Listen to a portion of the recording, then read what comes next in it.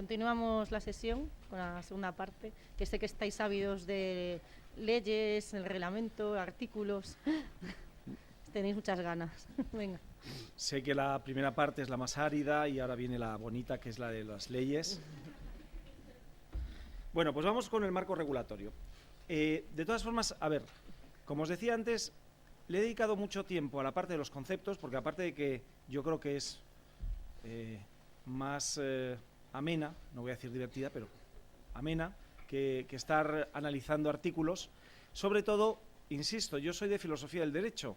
Lo que me doy cuenta es que mis compañeros se saben las leyes en las que yo he intervenido mejor que yo, pero no han entendido nada. Y yo lo que me dedico es a reflexionar sobre los conceptos que hay debajo. Y una vez que tienes claras las ideas y los conceptos, ya lo demás se aprende mucho mejor, ¿vale? Bueno, pues, primero, también os aconsejo, aparte de profundizar en los conceptos, la visión general de la materia. Porque también hay mucho especialista en una ley concreta y no ve las leyes que también afectan a esa materia. Y entonces yo voy a empezar por una visión general de la materia que regulan los datos, no la protección de datos, los datos, y luego nos centraremos en el Reglamento Europeo de Protección de Datos. Bueno. Primero, del marco regulatorio, vamos a ver el español, el internacional y el europeo, y luego ya pasamos a la siguiente presentación, que es el Reglamento Europeo. El español empieza por el derecho español, por un lado, de protección de datos, y luego vamos a ver el derecho español, el marco regulatorio, de apertura de datos, las dos cosas que se puede hacer con los datos. El de protección de datos empieza por la Constitución, luego viene la Ley Orgánica de Protección Civil de los Hippie Rights, esto es una marca mía, o sea que me tenéis que citar si queréis usarla, pero igual que existen los copyrights, pues Hippie Rights es honor, intimidad y propia imagen rights. Y entonces, como tengo que decir 20 veces derecho al honor, a la intimidad personal y familiar y a la propia imagen, y eso cansa, pues digo los Hippie Rights y me ahorro. Luego está el Código Penal, que es una ley orgánica también, la ley orgánica del Código Penal. En vez de la LOPC es la LOCP, porque es del Código Penal y la otra es de Protección Civil, donde el artículo 197, o el título de los delitos contra la intimidad, son descubrimiento y revelación de secretos, también se aplica. Y digo esto porque, por ejemplo, las cosas que estamos viendo últimamente de Facebook y otros, todo el mundo dice, no, por eso el reglamento, tal, la ley orgánica, tal. Y no, si es que aparte del reglamento y las multas, que ya veremos, ¿no?, hasta 4% de la facturación y el 20 millones, sí, está muy bien, pero si es que hay un articulito en el Código Penal de lo más mono, por lo que te meten en la cárcel, por descubrimiento y revelación de secretos, por acceder a datos y revelar datos de la intimidad de una persona. O sea que cuando empiecen a circular alguno de estos listos y vayan al trullo, alguno se lo pensará. No solo son multas de la Agencia de Protección de Datos. Luego está la LOPD y luego el reglamento de desarrollo de la LOPD. ¿En qué va a quedar la LOPD, que sabéis que se está modificando ahora? Con lo cual es lo peor para un opositor que le cambien las leyes. Pues se está modificando, no va a llegar la modificación a tiempo de que la entrada en vigor del reglamento, que es de aplicación directa, el 25 de mayo, con lo cual pues habrá un momento en que estaremos con el reglamento, con la actual ley, pero no pasa nada porque el reglamento es de aplicación directa. La modificación de la ley es realmente para aclarar qué partes de la ley quedan vigentes y cuáles se derogan. Es una especie de actualización. Pero el reglamento no necesitaba una transposición, no es una directiva. Los reglamentos europeos son de aplicación directa. Y luego estará el reglamento de desarrollo de la Ley Orgánica de Protección de Datos, pues para todavía cuestiones más de detalle. El derecho español de apertura de datos, no de protección de datos, pues las tres leyes que hemos citado. La ley... Estamos que lo tiramos. La Ley Orgánica de Secretos Oficiales, que es del 68, una ley asquerosamente franquista, esa que os decía que era la mejor ley de transparencia que había. Pues es del 68. Mientras que la Ley Democrática de Transparencia es la que pone todos las excusas del mundo para no ser transparente. Luego la Ley de Reutilización de Datos del Sector Público y la Ley de Transparencia y Buen Gobierno. Pues todas estas leyes, tanto las del bloque de protección de datos como el de apertura de datos, os las tenéis que saber. No me vale que sepáis solo la protección de datos, porque como funcionarios tendréis que colaborar a la apertura de datos y a la reutilización de datos. Entonces, Hay gente que, insisto, no hace apertura y reutilización de datos porque tiene miedo de meter la pata en la protección de datos. Voy a ir muy rápido. Artículos clave de las leyes que he citado. Este ya lo hemos visto, el artículo 18 de la Constitución, volveremos sobre él, pero es la piedra angular de la protección de datos. Y os digo esto porque es que ya hay muchos abogados que se han olvidado. Dice, se garantiza el derecho al honor, a la intimidad personal y familiar y a la propia imagen. El domicilio, que es el ámbito por excelencia de la intimidad, es inviolable. Ninguna entrada o registro podrá hacerse en él sin consentimiento del titular o resolución judicial, salvo en caso de flagrante delito. ¿Qué quiere decir? Que si oís al vecino o a la vecina, dice, ¡socorro, me está matando!, tal, pues puedes pegar una patada y entrar y no estás allanando la morada porque es un flagrante delito. Si no, solo puedes entrar si te invitan o si lo dice un juez. Se garantiza el secreto de las comunicaciones y en especial de las postales, telegráficas, telefónicas, salvo resolución judicial. Como veis, la Constitución es del 78, Internet y WhatsApp no existían, pero están incluidos porque dice en especial y se entiende que en telegráficas y telefónicas pues están las telecomunicaciones y los postales pues los medios físicos, ¿no? Aquí siempre hago una aclaración a mis alumnos que parece que es de perogrullo, pero es que no veáis la cantidad de consultas que me hacen. Se garantiza el secreto de las comunicaciones que sean secretas, que sean privadas. No puedes garantizar el secreto de una comunicación pública. Entonces hay gente que escribe en Twitter una tontería, luego le piden cuentas la policía y está vulnerando mi secreto de las comunicaciones. Y dice, ¿pero qué secreto? ¿Pero qué secreto? O sea, lo que es público no es secreto. Con lo cual no se puede garantizar de todas las comunicaciones, solo de las comunicaciones de punto a punto privadas, que es impedir que alguien te pinche el teléfono o te intercepte por medios electrónicos un mensaje, etcétera. Pero si tú lo has hecho, aunque sea en un grupo de WhatsApp, que teníamos el problema de la policía municipal, que tenían un grupo de 200 personas donde estuvieron diciendo barbaridades de la alcaldesa, eso es privado, cuando además era para cuestiones encima sindicales. ¿Eso es privado? Pues yo tengo mis dudas de que eso sea privado, porque no estaban hablando de lo que hacían en su vida sexual, estaban hablando de cuestiones de trabajo y es como si se reúnen, en vez de por WhatsApp, pues en un local, una reunión de 200 policías municipales a hablar de todo, uno se pone a decir barbaridades de la alcaldesa y de no sé quién, y dice, ¿hay expectativas de privacidad en eso? Pocas, ¿no? Con lo cual, la gente confunde mucho lo público y lo privado cuando realmente la privacidad, insisto, es un concepto anglosajón. Aquí se refiere a tu intimidad, tu vida personal, no tu vida profesional. La ley limitará el uso de la informática para garantizar el honor, la intimidad personal y familiar de los ciudadanos y el pleno ejercicio de sus derechos. El 18.4 es la percha de la Ley Orgánica de Protección de Datos. La ley limitará el uso de la informática para garantizar el honor y la intimidad. Luego, ¿qué protege la Ley Orgánica de Protección de Datos? El honor y la intimidad. No solo la intimidad, también el honor. O sea, hacia adentro y hacia afuera. Datos personales que se refieren a tu intimidad y datos personales que se refieren también a tu acción frente a los demás. Os lo explico con un ejemplo. Cuando salió la sentencia del derecho al olvido, muchos, pero muchos, todos, decía que eso era para proteger la privacidad. La sentencia del derecho al olvido era de un señor que hace 20 años pues había tenido problemas económicos en su empresa, había quebrado y para pagar sus deudas pues habían sacado a pública subasta sus bienes con un anuncio en prensa, además en La Vanguardia. Bien, entonces ¿qué ocurría? Que este hombre, pues gracias a eso pues se recuperó, pero pagó sus deudas, pero decía que le costaba mucho hacer negocios porque cuando iba a tener una reunión y tenía un contacto le buscaban en internet y lo primero que aparecía era lo que había pasado hace 20 años. Dijo, este tío quebró una empresa, entonces era un apestado y nadie quería hacer. Y dice, oye, eso ya no es una noticia de actualidad, eso ya lo superé, yo tengo que tener una segunda oportunidad para poder ganarme la vida. Y entonces le dieron la razón. Entonces el derecho al olvido es no borrar el dato, porque no recortaron el anuncio de La Vanguardia de hace 20 años, ni siquiera la página web, la hemeroteca digital de La Vanguardia. Lo que hicieron es quitarlo de los resultados de Google, porque era que todos los días le estuvieran recordando lo que ocurrió hace 20 años, a él y a todo el mundo que le conocía.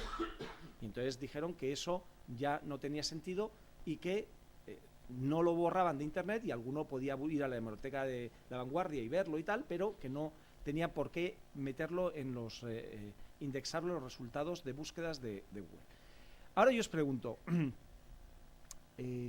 lo que se quitó de Google, el asunto de fondo, era de su vida íntima,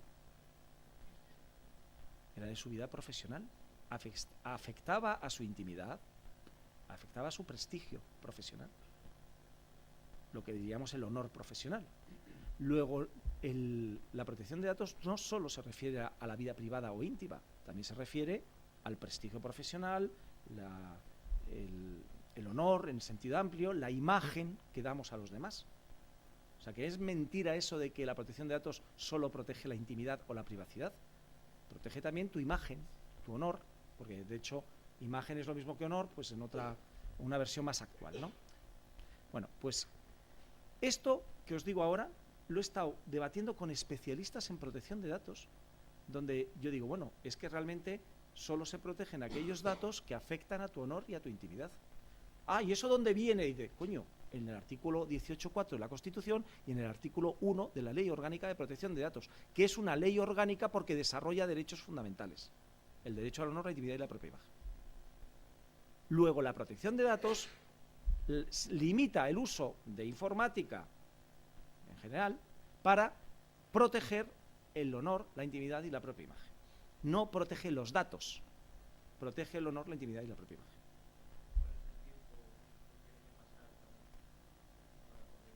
¿Para qué? No, depende, porque eso, que es otro tema, pero ya sería más largo, la regulación del derecho al olvido, no es solo una cuestión de tiempo, o sea, tiene que perder, por un lado, actualidad, pero no tiene que tener interés general. Es decir, por ejemplo, hay terroristas que pueden estar muy interesados en que se borre su pasado y la sociedad muy interesada en recordarlo. O sea que, pero ahí el problema es que el que lo decide es Google, pero porque lo ha dicho la propia sentencia, cosa que a mí me parece una salvajada. Es decir, le han impuesto a Google que sean ellos los que juzguen qué noticia tiene actualidad o interés general, qué datos. Y eso lo que tendría que hacer son los jueces o un comité de expertos periodistas, pero que lo haga un becario de Google mal pagado en un sótano ahí, pues me parece que es lo que suelen hacer. Pues me parece que no.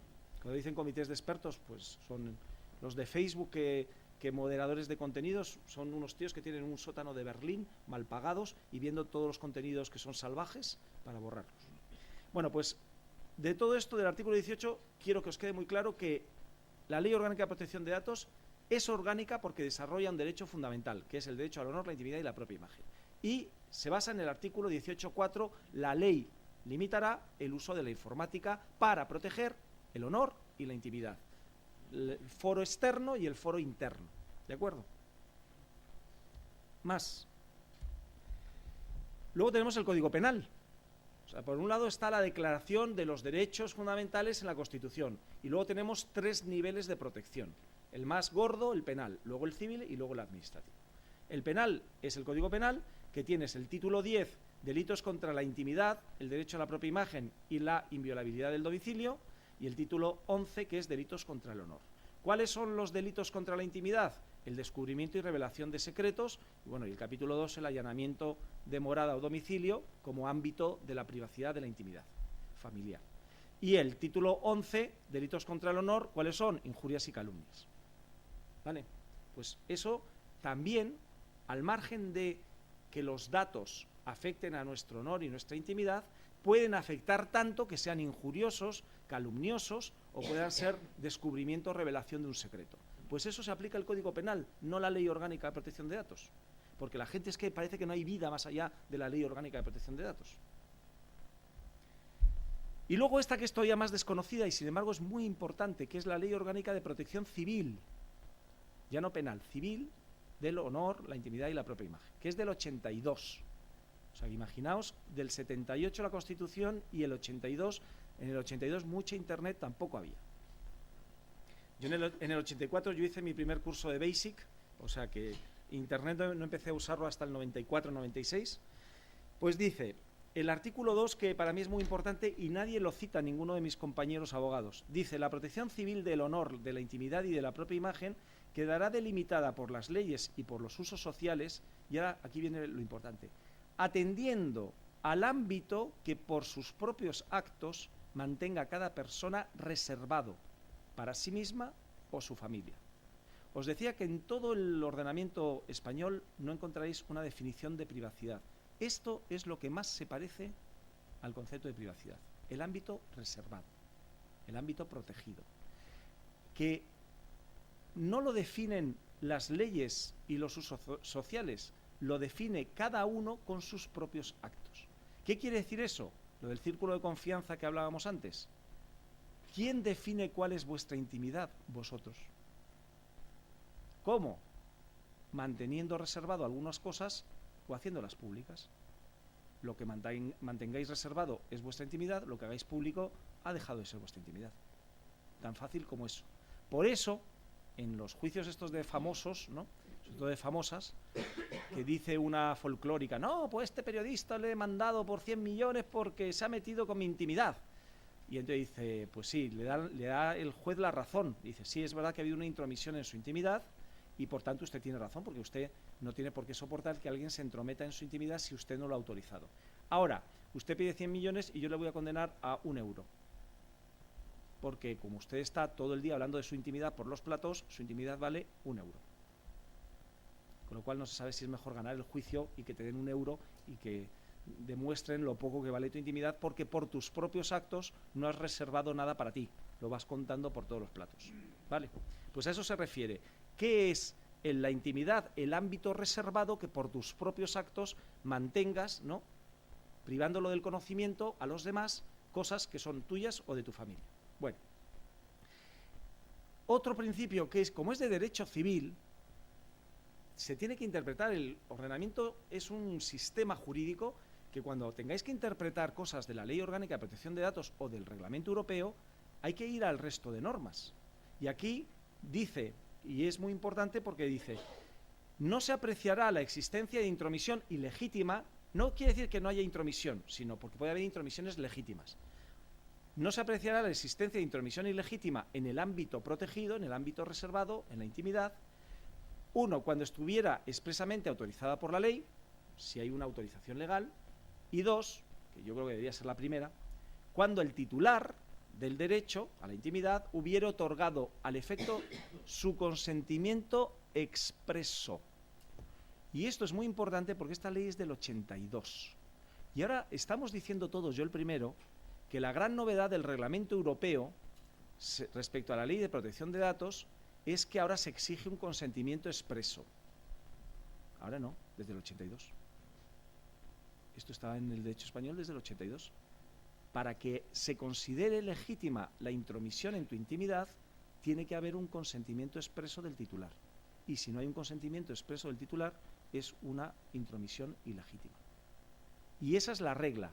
Luego hay otra excepción, que es si hay un interés general, público, puede tratarse datos de un particular sin su consentimiento, pero lo debe autorizar una ley.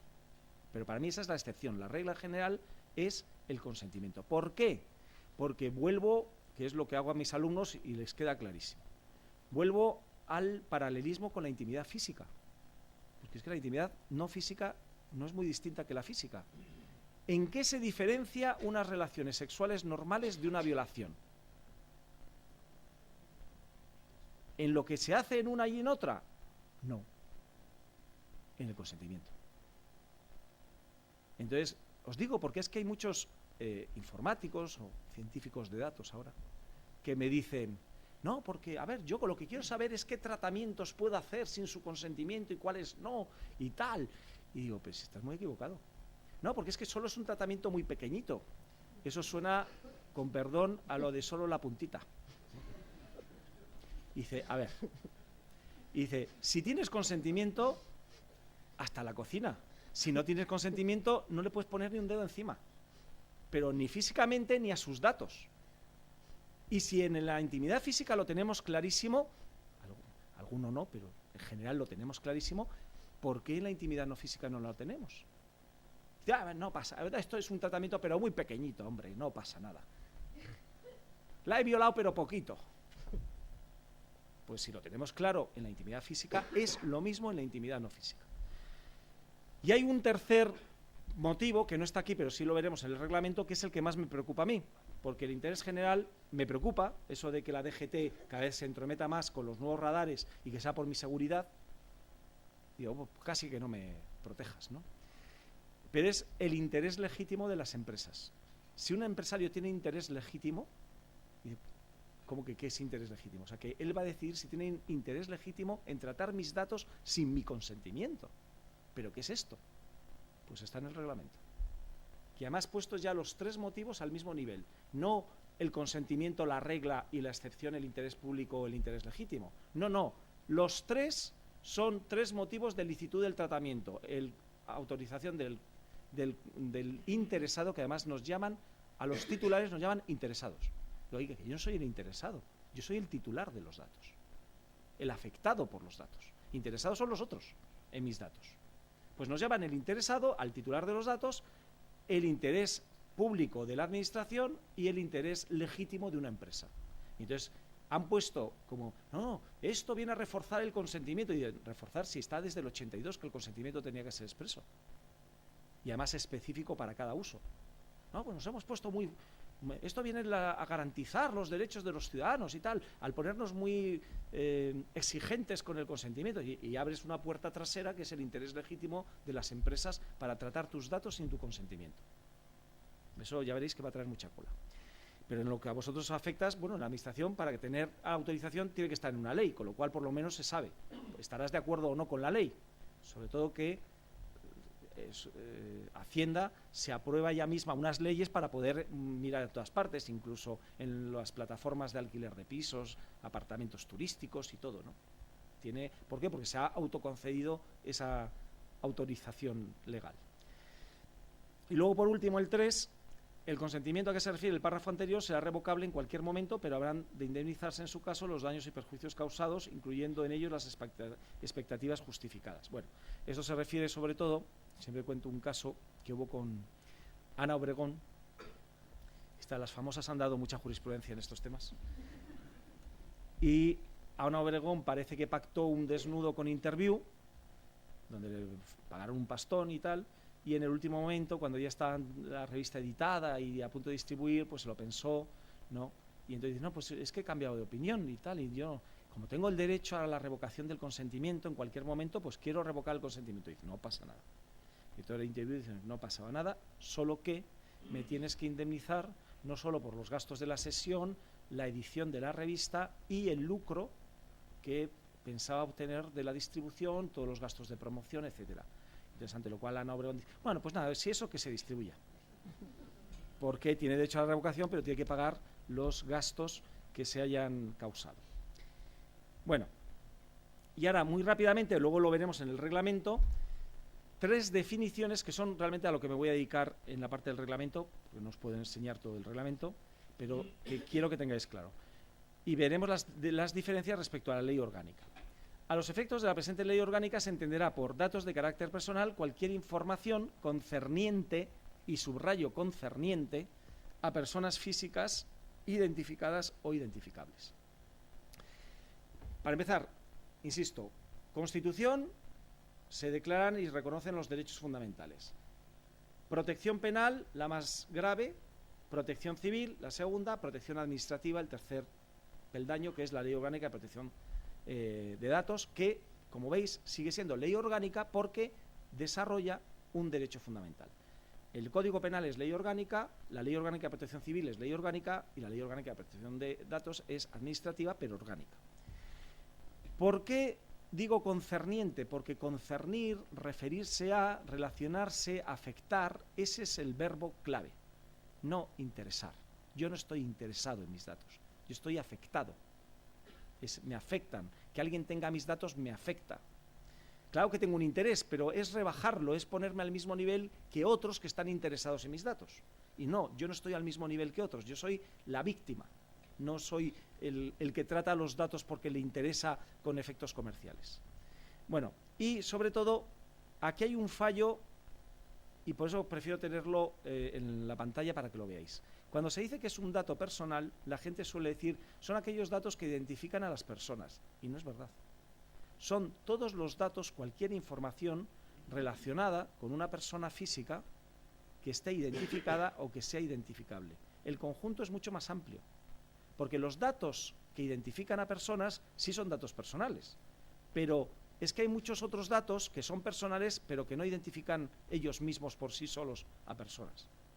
Muchas veces incluso, seguramente, no hay ningún dato que por sí solo identifique a una persona. Tiene que ser un conjunto de datos. Entonces, no es verdad eso que datos personales son los que identifican o hacen identificable a una persona. Es cualquier dato relacionado con una persona física, que luego la persona física pueda ser identificada o esté identificada.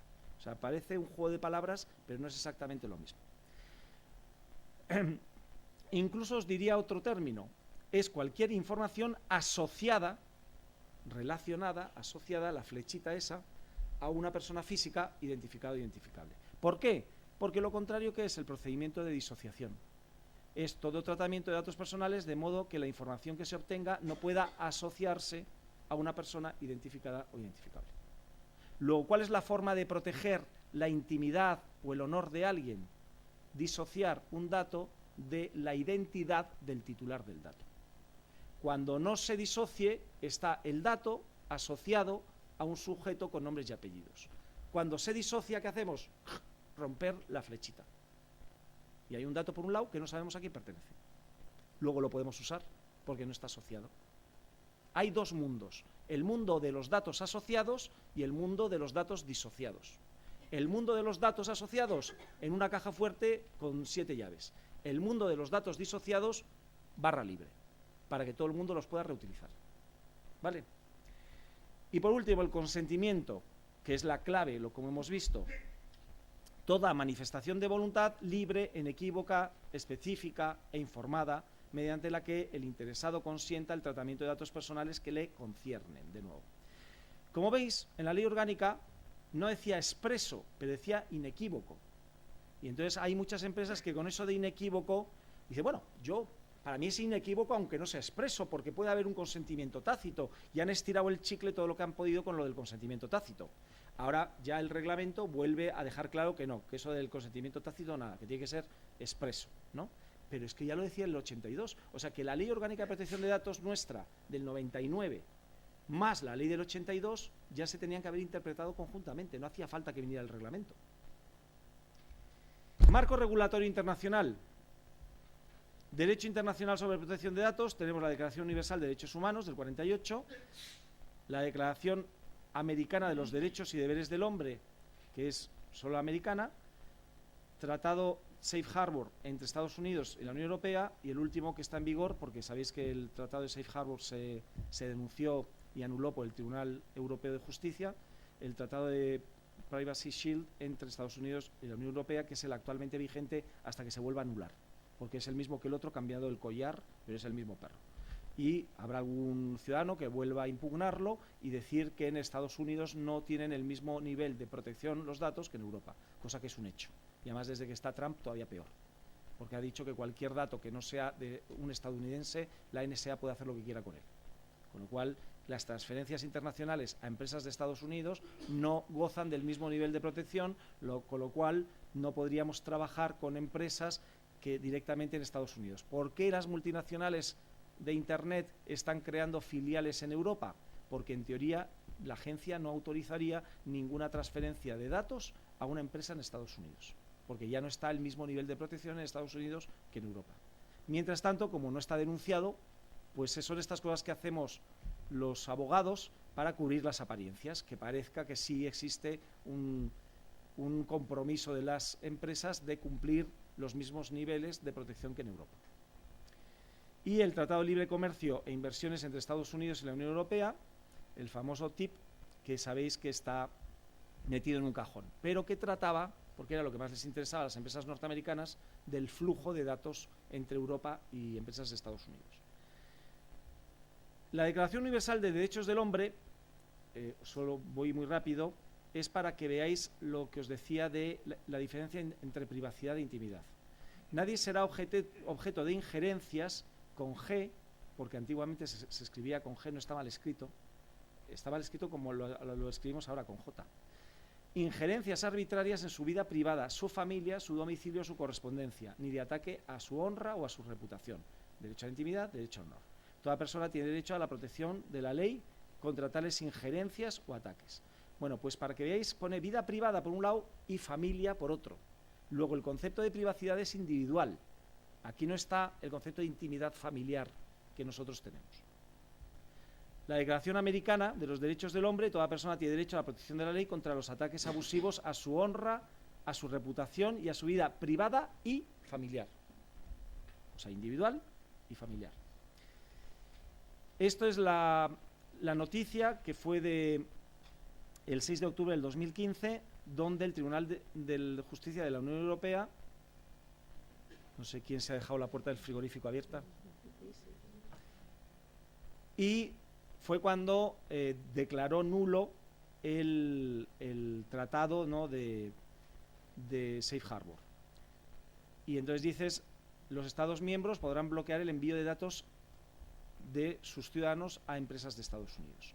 Eso era la hecatombe para todas las empresas norteamericanas que tenían datos europeos, y entonces lo que se hizo que en cuestión de 2 meses se aprobó el nuevo tratado de Privacy Shield, que es un parche rápido para que pudieran seguir usando empresas de Internet norteamericanas datos de europeos.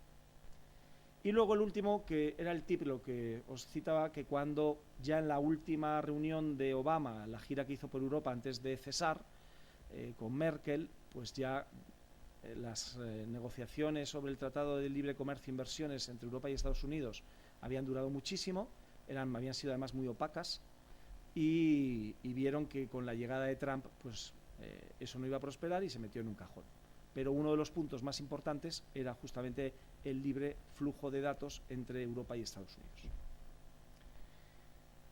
Luego, lo que os decía, un decreto de Trump amenaza el acuerdo de protección de datos, el último, el de Privacy Shield, porque decía que la orden ejecutiva elimina protecciones a la privacidad de los extranjeros en Estados Unidos y pone en duda el escudo en el que participan 1.500 empresas de todo el mundo. Bueno, pues ahora, de hecho, no tienen en Estados Unidos los datos de los extranjeros el mismo nivel de protección que los de los nacionales, y sin embargo no ha pasado nada. Marco regulatorio europeo. Primero, esto tampoco os lo cuentan y es muy importante. Aparte del Reglamento Europeo, está la Carta de Derechos Fundamentales de la Unión Europea, que tiene un artículo 7, respeto a la vida privada y familiar, que es: toda persona tiene derecho al respeto de su vida privada y familiar, de su domicilio y de sus comunicaciones. Que, como veis, vuelve a decir vida privada por un lado y familiar por otro, con lo cual seguimos el concepto anglosajón de privacidad individual, mientras que el nuestro sería intimidad personal e intimidad familiar, el domicilio como el ámbito físico, ¿no?, y el secreto de las comunicaciones. Pero, como esta es del año 2000, la Carta de Derechos Fundamentales de la Unión Europea, ya se había desarrollado, incluso independizado, el derecho a la protección de datos como un derecho de nueva generación respecto al derecho al honor y a la intimidad. Y entonces tiene un artículo 8 que todo el mundo pasa por alto. Y yo, por ejemplo, cuando tengo que explicar a gente que no es de derecho el reglamento, digo, solo con explicaros el artículo 8 ya entenderíais para qué está el reglamento, que es: toda persona tiene derecho a la protección de los datos de carácter personal que la conciernan, no que le interesen, que la conciernan, que le afecten. Y 2, y más importante, estos datos se tratarán de modo leal. Y lo dejo ahí. De modo leal. ¿Qué es la lealtad en el tratamiento de los datos? Eso por un lado, que es lo que viene a continuación: para fines concretos y sobre la base del consentimiento de la persona afectada, concernida, o en virtud de otro fundamento legítimo previsto por la ley. Aquí no hablan del interés legítimo de las empresas, dicen previsto por la ley. Bueno, la lealtad, que aunque aparece en la Carta de Derechos Fundamentales, ya por tanto es un principio general del ordenamiento jurídico, pero sobre todo es un principio ético. Yo siempre digo, no hagáis con los datos de los demás lo que no os gustaría que hicieran con vuestros datos. Eso es la lealtad. Y es el principio ético, la categoría universal, ¿no?, desde Kant hasta el proverbios y refranes populares. No hagas a los demás lo que no te gustaría que te hicieran a ti. Cuando estéis tratando unos datos, pensad, ¿me gustaría que hicieran esto con mis datos? ¿Con mi intimidad? Eso es la lealtad. No hacer algo a otro, la lealtad es bidireccional. No hacerle algo al otro que no te gustaría que te hicieran a ti. Si aplicásemos el principio de la lealtad en el tratamiento de datos, os podéis ahorrar estudiaros el reglamento. Porque la gente se sabe el reglamento para intentar burlar el principio de lealtad. A ver hasta dónde puedo estirarlo en el límite de la ley, el cumplimiento cicatero, porque aquí hay un vacío y puedo colarlo, etcétera. Eso no es un tratamiento leal. Eso es cogérselo con papel de fumar para ver hasta dónde puedes llegar. En cualquier relación que tengáis vosotros, de pareja, de amistad, eso no sería leal. Sería hacer trampas, engañar al otro. Bueno, pues hay mucha gente, no solo digo los científicos de datos, sino los abogados, que lo que están trabajando todo el rato es para ver cómo engañan a sus clientes en vez de fomentar la confianza de sus clientes. Y luego algún día, como lo de Facebook, explota y nos damos cuenta que nos habían estado engañando y que la confianza que habíamos depositado nos la han traicionado. Y cuando tu pareja o un amigo te traiciona, no te sueles volver a fiar mucho de él. Eso tiene poco arreglo. Y cuando una administración traiciona la confianza de los ciudadanos, es todavía peor que lo haga una empresa. Porque es la que debe custodiar los datos personales de los ciudadanos. Me pongo muy serio, ¿eh? Bueno, toda persona tiene derecho a acceder a los datos recogidos que le conciernan y a su rectificación. Pues aquí empezaban los derechos ARCO, que ahora se han aumentado un poco más. El respeto de estas normas quedará sujeto al control de una autoridad independiente, pues es las autoridades de protección de datos. Bueno, pues eso estudiarlo, porque cuando os toque el tema del reglamento, pensar que en la legislación europea no solo hay un reglamento, hay dos artículos en la Carta de Derechos Fundamentales. Luego tenemos, aparte de la Carta y aparte del reglamento, que luego lo veremos, la Iniciativa Europea del Mercado Único Digital, donde surgió en el 2015 y es un mercado único digital para Europa. La Comisión establece 16 iniciativas para conseguirlo, no las voy a contar, solo pongo este gráfico. En teoría era para 2015-2016, estamos en 2018 y todavía no se han cumplido, pero simplemente mirar que por un lado está una directiva de privacidad en línea que está debatiéndose y que se va a sumar al reglamento, y luego estaba... ¿Qué ha pasado aquí?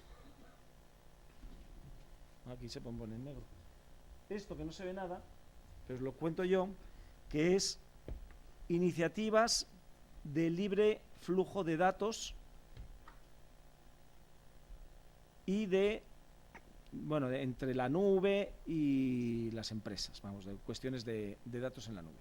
Bueno, esa todavía no se ha dado, o sea, por un lado se ha publicado el reglamento, se ha aprobado el reglamento, está en tramitación la directiva de privacidad en línea, pero falta la iniciativa de libre flujo de datos en la Unión Europea. Y tienen que ser compatibles. Entonces veremos entre el reglamento y la directiva de privacidad en línea si se solapan y cómo se tienen que interpretar ambas conjuntamente, pero luego, insisto, lo importante es que también haya una iniciativa de libre circulación, libre flujo de datos dentro de los países de la Unión Europea. Bueno, y hasta aquí la parte de el marco regulatorio. Ya nos vamos ya al reglamento.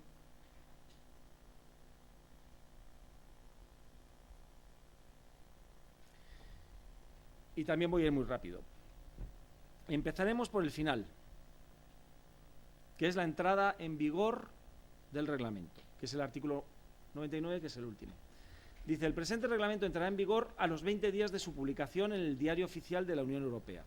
Como se publicó en el Diario Oficial de la Unión Europea el 4/5, se cuenta desde el siguiente día, pues en vigor está desde el 25 de mayo del 2016. No os digan que el 25 de mayo del 2018 entra en vigor, no. en vigor está desde el 25 de mayo del 16. Será aplicable directamente, sin necesidad de una incorporación de una ley nacional, a partir del 25 de mayo del 2018.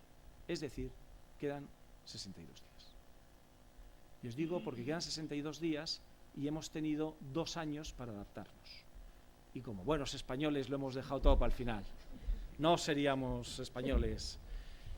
Y entonces ahora hay muchas empresas que me llaman, oye, que he oído algo de un reglamento europeo que hay que... Digo, sí, vamos bien. Entonces ahora ya empiezan las llamadas a desesperada y como los malos estudiantes, ¿no nos podían dejar una semanita más para el examen? Pues no. Entonces, ¿qué ocurre con esto? Yo les explico. Mira, esto es como lo del radar. Cuando se pone un radar, se avisa y dice, no, el primer mes es informativo. Y a partir del primer mes ya, o sea, te llegan notificaciones si usted ha pasado a más de la velocidad, tal, le hubiera correspondido esta multa, pero se salva porque todavía no ha entrado en vigor el régimen sancionador.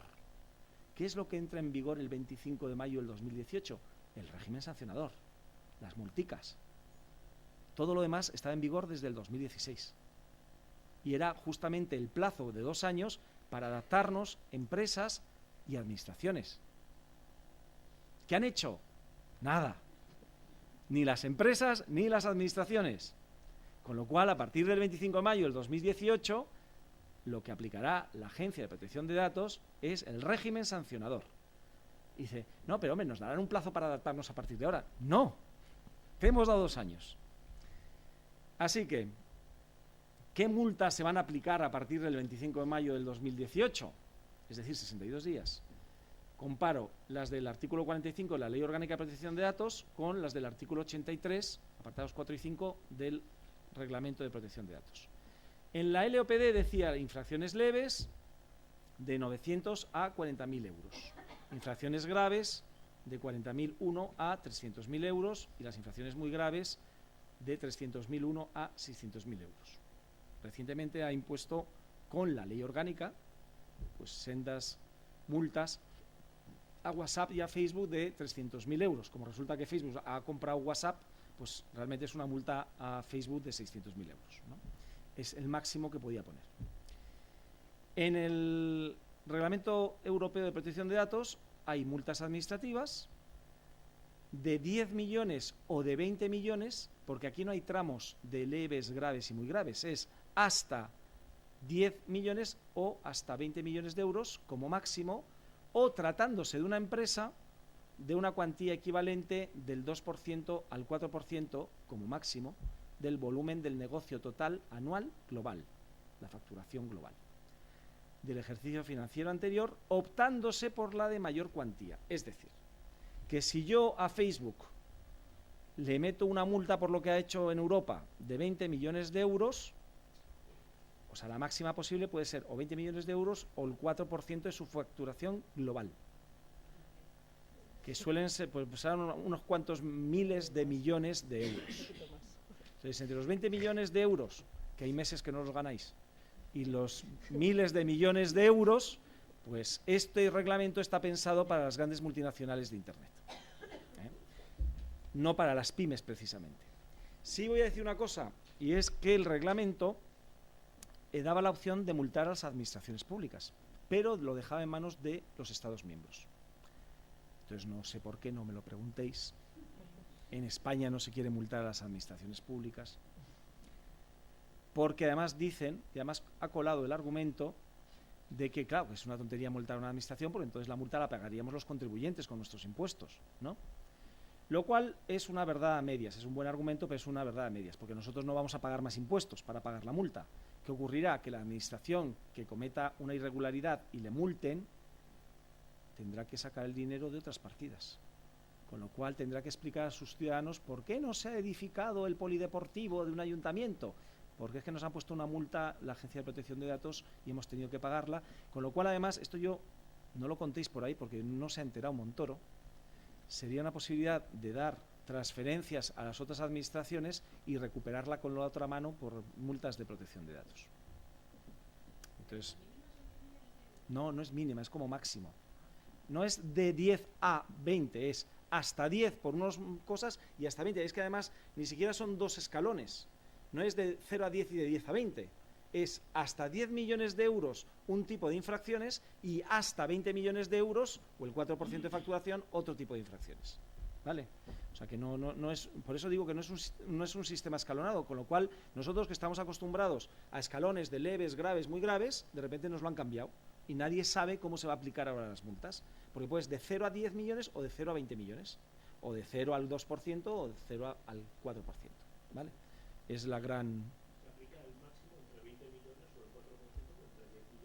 Exacto. Si tú la aplicas, dices, oye, voy a aplicar la máxima, porque ha hecho tal. ¿Cuánto es el 4%? Son 17 millones. Ah, bueno, pues aplico 20 millones, que es la cantidad mayor.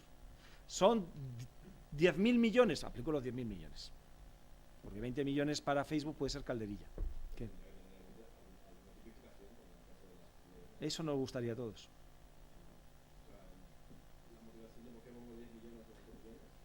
Hay una referencia, pero vamos, explicarlo sería larguísimo. Hay una referencia a qué infracciones pueden ser hasta 10 millones y qué infracciones pueden ser hasta 20 millones. Y luego hay un artículo sobre la graduación, ¿no? ¿Qué elementos debes tener en cuenta para entre 0 y 10 millones o entre 0 y 20 graduar la pena? Pero una cosa con más tiempo que me gusta hacer con mis alumnos cuando explico el reglamento, pero claro, lo explico en un par de meses, es decir, vamos a ir los graduación. Súbele 1 millón por esto, otro millón por esto, otro millón, pero no hay ninguna, o sea, no hay una tipificación a la que estamos acostumbrados en derecho español, de que te ponen ya cuáles son leves, graves y muy graves. Y te ponen unas horquillas para las leves, para las graves y las muy graves. Aquí es de 0 a 10 y de 0 a 20 millones. Lo que quiera la agencia, lo cual es una inseguridad jurídica tremenda, ¿no? Bueno, pues esto es lo que se va a aplicar, señores, el 25 de mayo del 2018. No todo el reglamento, sino el régimen sancionador. Lo otro estaba en vigor antes. E incluso lo que yo siempre he mantenido es que durante estos 2 años la agencia en las multas que ponía, conforme a la ley orgánica, sin embargo tenía que utilizar el reglamento como elemento para interpretar la norma. Porque estaba en vigor. El 4% de la facturación en empresas españolas, ¿a cuánto equivale? Pues he tomado, que además no están aquí todas, pues no están los bancos y tal, pero hay un índice, que es el ranking nacional de empresas por facturación, que saca Expansión, creo que es. Entonces, por ejemplo, Mercadona tiene una facturación de 19.000 millones, pues bueno, el 4% son 762 millones de euros. No está mal. A Repsol 734, y eso que luego tiene Repsol Comercial 554, Cepsa 611, Endesa 494 millones. Bueno, pues son millones, más que 20. O sea que se pone esto interesante para las empresas. Bueno, vamos al reglamento, como antes decía. Aquí hay que mirar, por un lado, que es el reglamento de protección de datos para abreviar, pero el verdadero título es relativo a la protección de las personas físicas en lo que respecta al tratamiento de datos personales y a la libre circulación de datos personales, de estos datos. Es de los dos. No es solo un reglamento de protección de datos, es reglamento de protección de datos y de libre circulación de los datos. Es más, como la gente está muy preocupada, ponen lo de protección de datos antes, pero realmente este es un reglamento de libre circulación de datos. ¿Por qué? Porque las normas europeas, las directivas, los reglamentos, se hacen para la libre circulación de personas, mercancías y ahora datos entre todos los Estados miembros. Para eso se hacen las directivas y los reglamentos. Incluso para eso se hizo la propia Unión Europea, para la libertad de circulación.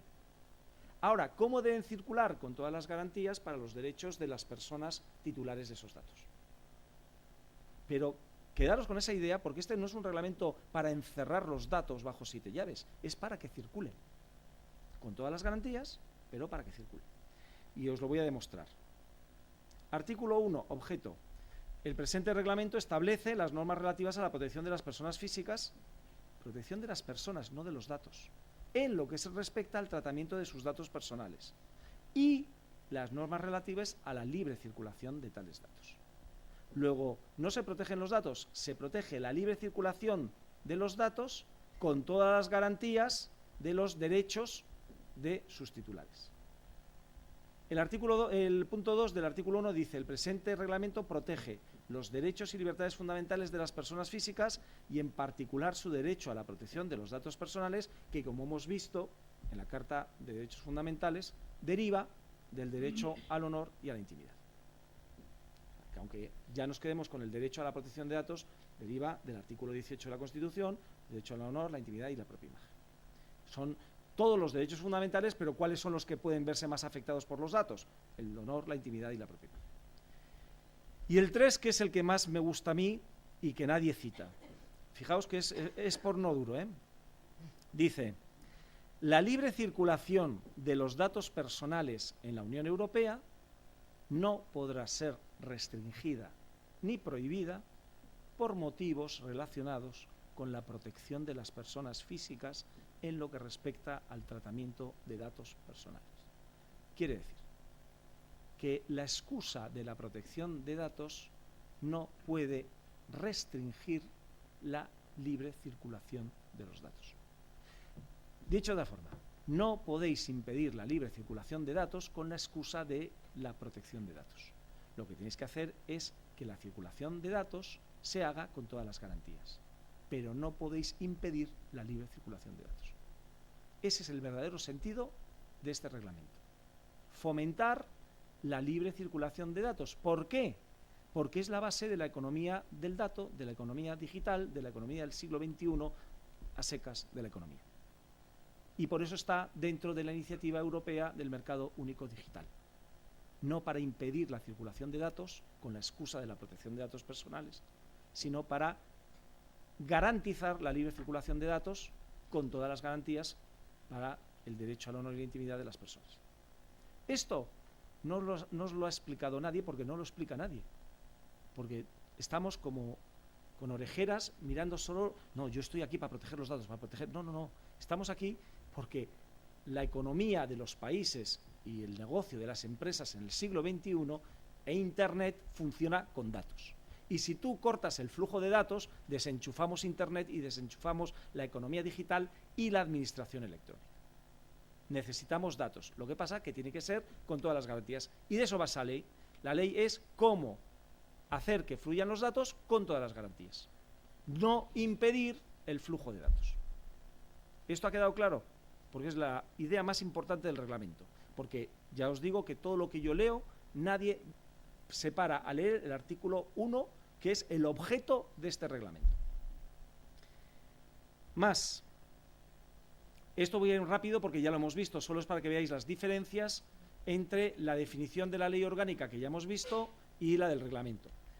La definición de ley orgánica en el artículo 3 de dato de carácter personal: a los efectos de la presente ley orgánica se entenderá por datos de carácter personal cualquier información concerniente a personas físicas identificadas o identificables. Vamos al reglamento y dice: datos de carácter personal, datos personales. Toda información sobre una persona física, concerniente, identificada o identificable, y pone entre paréntesis el interesado, al que llamaremos a partir de ahora el interesado. ¿Por qué? Voy a poner como Mourinho. ¿Por qué? En inglés es data subject. Muy bien, me estás pisando la conferencia. Digo, ¿por qué el listo del traductor español dijo el interesado? ¿Por qué? Cuando en inglés es data subject y en francés persona concernida. ¿Es lo mismo persona concernida que sujeto o titular de los datos e interesado en los datos? ¿Es lo mismo? ¿Por qué nos han vendido a los españoles el burro de que somos interesados en nuestros propios datos? No somos interesados en somos los titulares o las personas concernidas o afectadas por el tratamiento que hagan de nuestros datos. Los interesados son los otros, las empresas o las administraciones. Esto es una vergüenza. Y es que en el reglamento europeo, en la versión española del reglamento europeo, siempre que digan, yo además lo voy cambiando, cada vez que tengo que citarlo, donde pone interesado lo tacho y pongo el titular. Porque además, como abogado, si yo tengo algún día un problema sobre esto, pienso pedir la versión en inglés, que es la original. Que sí. Y en francés también. Pero quiere decir que yo no soy el interesado, yo soy el titular, no digo el propietario, porque ya sabéis que no es una propiedad, pero el titular o el concernido o el afectado. Por eso digo concerniente. Dime. Sí, en caso de duda se puede pedir la versión en inglés. Sí, sí, sí, porque es la lengua franca. Si vais a Eurolex, ahí están en las versiones en todos los idiomas, en estonio y en no sé qué y tal, o sea que podéis pedir. Pero en caso de duda, no sé si la inglesa y la francesa al mismo nivel o la inglesa primero y luego la francesa, pero son los reconocidos como idiomas comunes.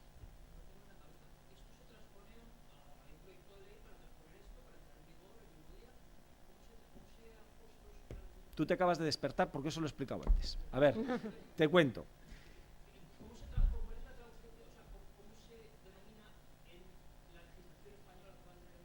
Pues se denomina Reglamento Europeo de Protección de Datos. El interesado, es que lo que se aplica es... No. A ver, si me dejas yo te lo explico.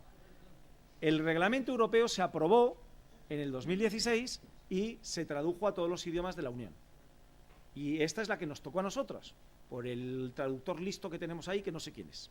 Entonces nos tocó esta traducción, seguramente pactada con el gobierno español, ¿no? Bien. ¿Qué ocurre? Que se aplica directamente, no necesita ninguna ley de incorporación, no es una directiva, los reglamentos son de aplicación directa en la versión en español. Ahora, como la versión española a mí me plantea algunas dudas, y no es este el único caso de una traducción con la que no estoy de acuerdo, yo puedo exigir en un tribunal español que, oiga, esto que está en la versión española no se corresponde con la versión en inglés. Y yo quiero que, alego que se interprete este término en el sentido de data subject, no de el interesado.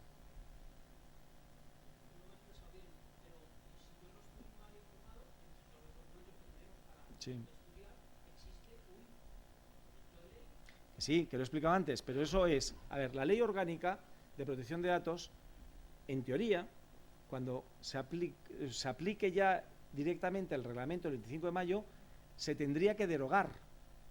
Se tendría que derogar. ¿Qué ocurre? Que como el reglamento deja algunas materias un margen a los estados, tendría que decirse, bueno, una ley que diga, de la Ley Orgánica de Protección de Datos queda derogado todo esto, porque ya está el reglamento, y sigue vigente estos artículos porque el reglamento da margen.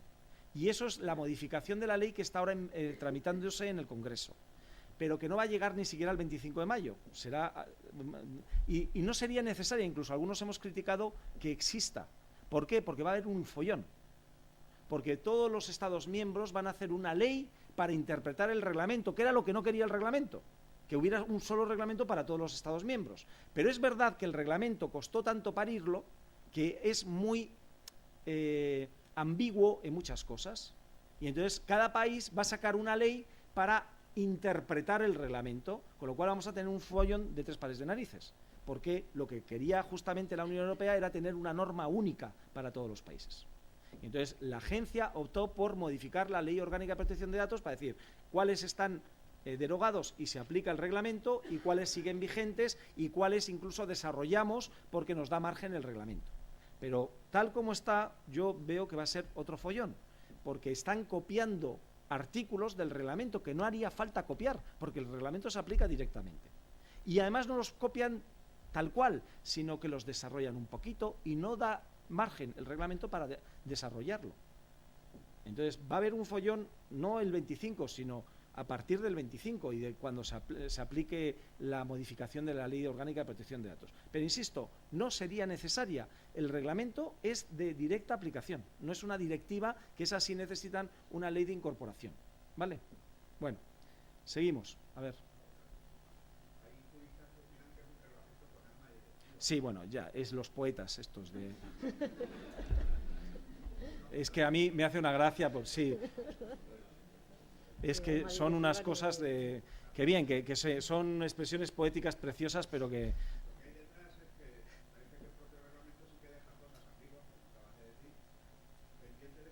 Sí. Mira, yo te digo las cosas más así. Es un reglamento con alma de directiva y te digo, también una mierda de reglamento.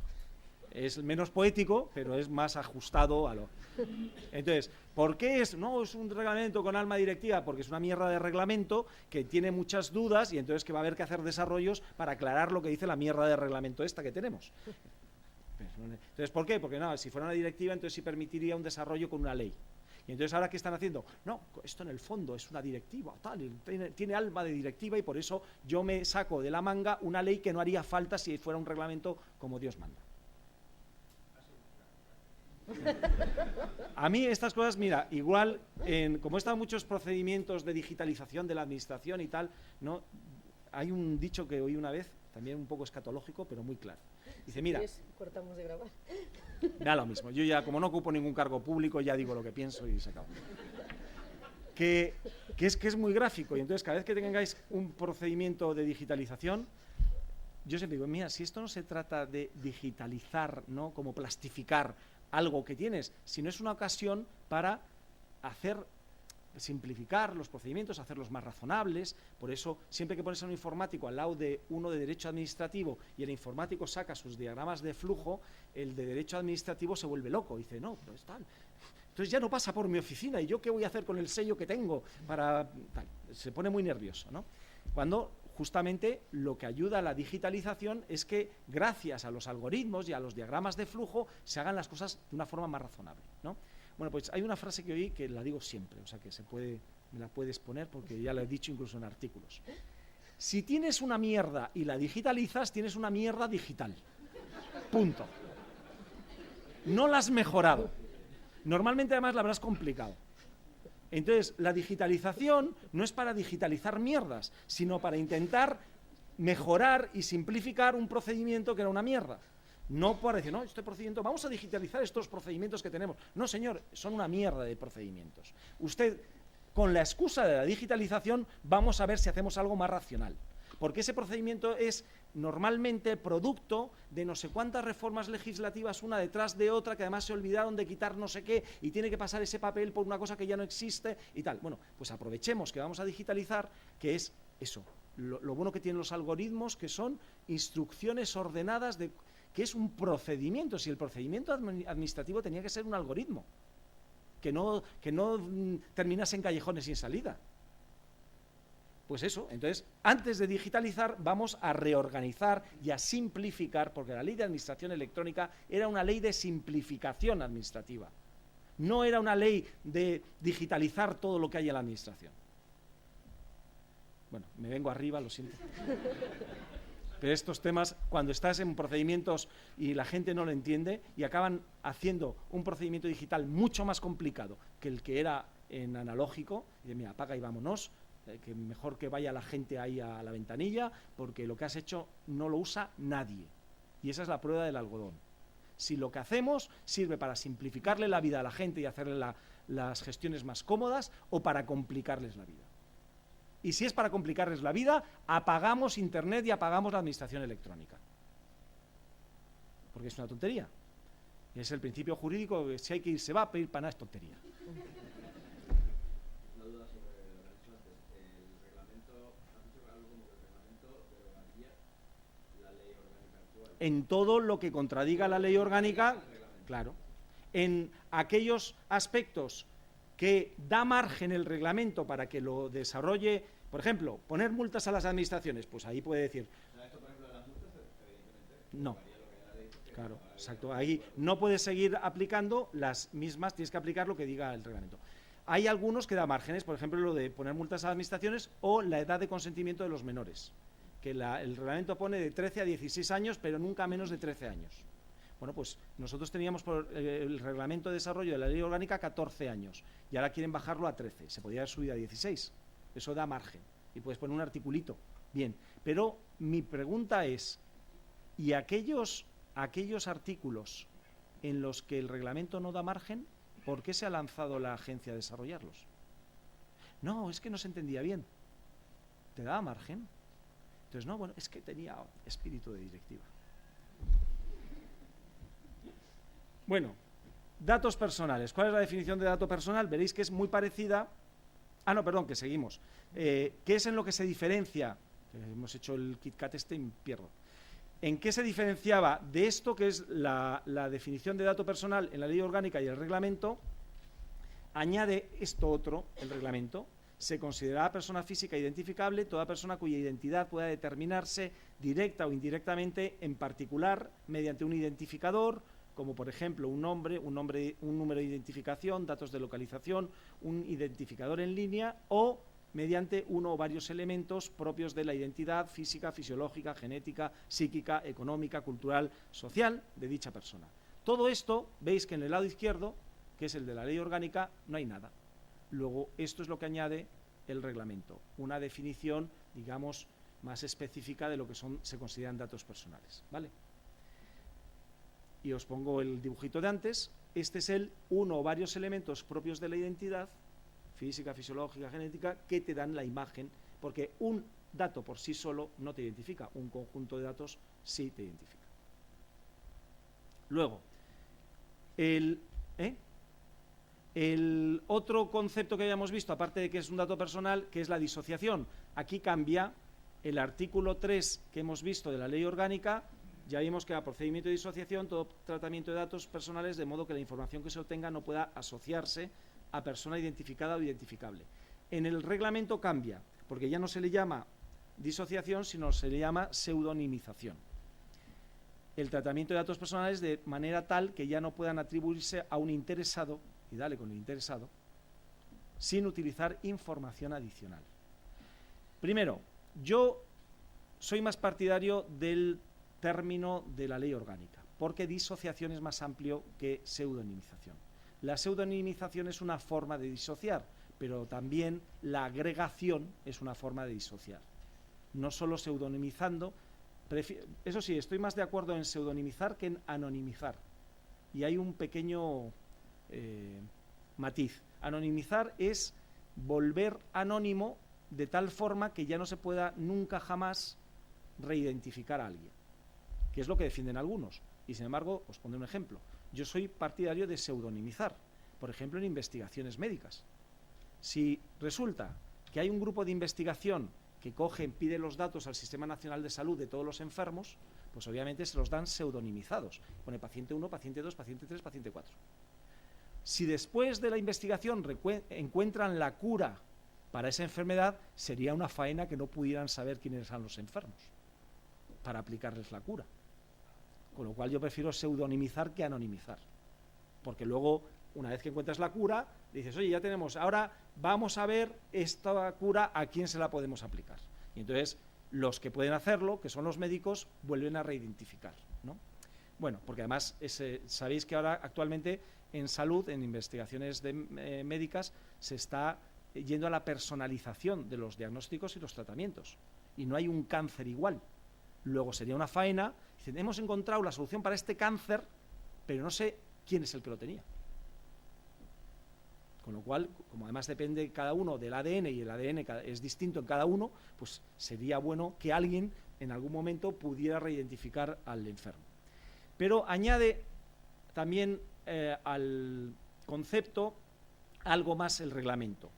Dice, sin utilizar información adicional, siempre que dicha información adicional figure por separado y esté sujeta a medidas técnicas y organizativas destinadas a garantizar que los datos personales no se asociar a una persona física identificada o identificable. Es decir, por un lado, la disociación tiene que ser un tratamiento que no permite identificar a la persona sin utilizar una información adicional, y por otro lado nos dice que esa información adicional tiene que estar separada con medidas de seguridad y que no pueda ser fácilmente accesible porque cruzando datos se reidentificaría. Y es lo que os ponía antes, el diagrama de las relaciones. Aquí lo que se trata es de borrar las flechitas entre los elementos de un conjunto, las personas, y los elementos de otro conjunto, los datos. Consentimiento. ¿Qué decía el artículo 3 de la Ley Orgánica de Protección de Datos? Toda manifestación de voluntad libre, inequívoca, específica e informada mediante la que el interesado consienta el tratamiento de datos personales que le conciernen. ¿Qué dice la ley, el reglamento? Consentimiento del interesado y ahí veis que en la ley orgánica también hablan de interesado. Lo que pasa es que en la ley orgánica a veces habla de interesados, a veces de afectado, a veces de titular. Ahora el reglamento se hace todo interesado. Toda manifestación de voluntad, libre, específica, informada e inequívoca, ahí igual, solo se ha cambiado el orden, por el que el interesado acepta, consiente, a mí casi incluso me gusta más lo de acepta, y esto es lo nuevo, ya sea mediante una declaración o una clara acción afirmativa, el tratamiento de datos personales que le concierne. Luego se ha añadido el ya sea mediante una declaración o una clara acción afirmativa.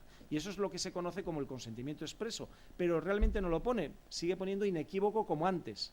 Lo que pasa que ya dice que no vale el silencio o la inacción. Tiene que ser una clara declaración o un acto, no vale una inacción.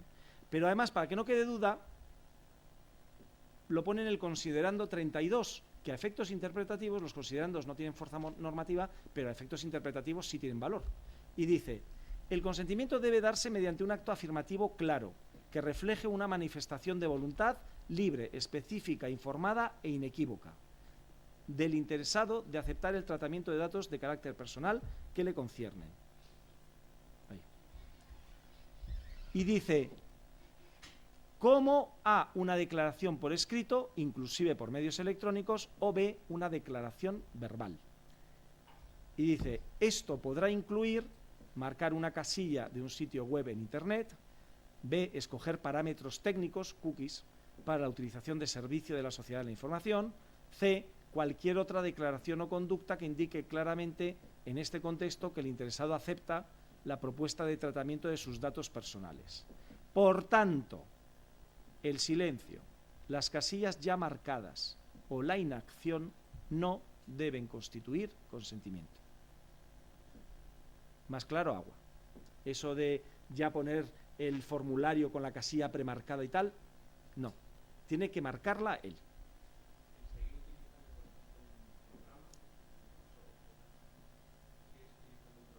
No. El seguir utilizando algo, si no es una declaración clara de que aceptas el tratamiento de datos, la mera navegación, o como por ejemplo la multa que le han puesto a Facebook y a WhatsApp, es porque WhatsApp, en el momento en que se fusionó, le compró Facebook, dijo, bueno, oye, queridos usuarios, a mí me mandaron un mensaje, nos hemos fusionado con Facebook, nos ha absorbido Facebook. Todos nuestros datos pasarán a ser de Facebook y los podrá utilizar si no dices nada. Pues eso no puede ser. Si sigues utilizando WhatsApp y no dices nada, entendemos que aceptas que pasemos todos tus datos a Facebook. Pues por eso le han puesto la multa, 300.000 euros. Porque han transferido unos datos sin consentimiento expreso de los titulares de los datos. ¿Vale? Bueno, considerando también sobre el consentimiento. El consentimiento debe darse para todas las actividades de tratamiento realizadas con el mismo o los mismos fines. Cuando el tratamiento tenga varios fines, debe darse el consentimiento para todos y cada uno de ellos. Es decir, tiene que ser específico para cada fin, para cada uso que vayáis a dar a los datos. Si el consentimiento del interesado, del titular, se ha de dar a raíz de una solicitud por medios electrónicos, la solicitud ha de ser clara, concisa y no perturbar innecesariamente el uso del servicio para el que se presta. Esto es un poco lo de escaldados ya por lo de ¿acepta usted la cookie y tal? Bueno, pues tiene que ser lo más claro, conciso, pero sin perturbar la navegación. Todo tratamiento ya iniciado en la fecha de aplicación del presente reglamento deberá ajustarse al presente reglamento en el plazo de 2 años a partir de la fecha de su entrada en vigor. Y así nos entra la risa floja ahora todos. O sea que todos los datos que tenéis que no se adapten al reglamento, es decir, que no tenga el consentimiento expreso, documentado, no los podéis usar. Vosotros tenéis suerte porque en la administración no suele haber una ley habilitante. Si dependiera del consentimiento, muchas empresas, pues yo he dicho que el reglamento es como el WannaCry, es un malware de estos, un random. ¿Por qué? Porque van a tener muchos datos que no pueden acceder a ellos. No los van a poder utilizar, porque no tienen el consentimiento expreso y específico para cada uso. Y entonces tenían que haber aprovechado estos 2 años para reclamar a sus clientes consentimientos expresos y específicos. Y creo que no lo han hecho. Cuando el tratamiento se base en el consentimiento del interesado, el responsable deberá ser capaz de demostrar que aquel consintió el tratamiento de sus datos personales. Porque esta es la gran novedad del reglamento, que la responsabilidad ya es del responsable del tratamiento, sea administración o sea empresa, y que cuando venga la agencia, tú tienes que sacarle los papeles y demostrar que tenías consentimiento expreso y específico para cada uno de los tratamientos. Y como te falte un papelito, hasta 20 millones de euros o el 4% de la facturación. Con lo cual eres tú el que tienes que demostrar. Y si no tienes el papel que demuestre que tienes el consentimiento expreso y específico para ese concreto tratamiento, te la cargas. Bueno, esto ya muy rápido son los temas de la seguridad desde el diseño por defecto. Dice, os he mezclado aquí dos artículos porque son muy parecidos, el 25 y el 32. Dice, teniendo en cuenta el estado de la técnica, el coste, los costes de la aplicación, la naturaleza, ámbito, alcance, contexto y fines del tratamiento, así como los riesgos de diversa probabilidad y gravedad que entraña el tratamiento para los derechos y libertades de las personas físicas, el responsable y el encargado del tratamiento aplicará, tanto en el momento de determinar los medios de tratamiento como en el momento del propio tratamiento, medidas técnicas y organizativas apropiadas para garantizar un nivel de seguridad adecuado al riesgo, concebidas para aplicar de forma efectiva los principios de protección de datos e integrar las garantías necesarias en el tratamiento a fin de cumplir los requisitos del presente reglamento y proteger los derechos de los interesados. Esto que es un rollo, por eso yo os aconsejo que hagáis, lo sigo haciendo desde que era estudiante, era romper los artículos como si fuera un análisis sintáctico, así por frases, ¿no? Porque es la única forma de entenderlo. Y porque la interpretación de la norma, como os decía antes, empieza por la interpretación del sentido literal de las palabras. Y el análisis jurídico tiene que venir basado en un análisis sintáctico. Bueno, al final, después de romper la estructura del artículo, ¿no?, que quede claro, una especie de resumen o esquema, ¿qué significa? Que como nosotros somos a partir de ahora los responsables de lo que hagamos con los datos que tratamos, tenemos que, teniendo en cuenta el estado de la técnica, el coste y tal, o sea, adoptar medidas razonables, no solo de seguridad tecnológica, sino organizativas, que es lo que peor lleva a la gente, y sobre todo en la administración, para garantizar la privacidad y la seguridad de los datos. O sea, árboles de privilegios de quién puede acceder a determinados datos, o sea, no es solo tecnológico, es sobre todo organizativo. Y si no adoptamos esas medidas organizativas y de seguridad, nos la cargamos nosotros. Y entonces ya no vale, no, señor, por la Agencia de Protección de Datos, dígame lo que tengo que hacer y yo lo cumplo y tengo el papel y así cada 2 años lo presento. Y dice, no, usted verá. Usted sabrá lo que tiene. Usted verá cuáles son las medidas suficientes, razonables que tiene que adoptar. Ahora, como usted tenga un problema y yo considere que no ha sido diligente, se la carga. O sea, es un principio de proactividad en la protección de datos. Notificaciones y comunicaciones. Esto ya existía en la Ley Orgánica de Protección de Datos, pero en el reglamento se ponen serios. La notificación de una violación de la seguridad de los datos personales a la autoridad de control. En caso de violación de la seguridad de los datos personales, el responsable del tratamiento la notificará a la autoridad de control competente sin dilación indebida y, de ser posible, a más tardar, 72 horas después de que haya tenido constancia de ella. O sea, no como Yahoo, que nos comunicó después de 2 años que habían robado todos nuestros datos. O como Facebook, que esto lo sabían desde el 2016 y si no llega a ser por una investigación de 2 periódicos no nos enteramos. A menos que sea improbable que dicha violación de la seguridad constituya un riesgo para los derechos y las libertades de las personas físicas.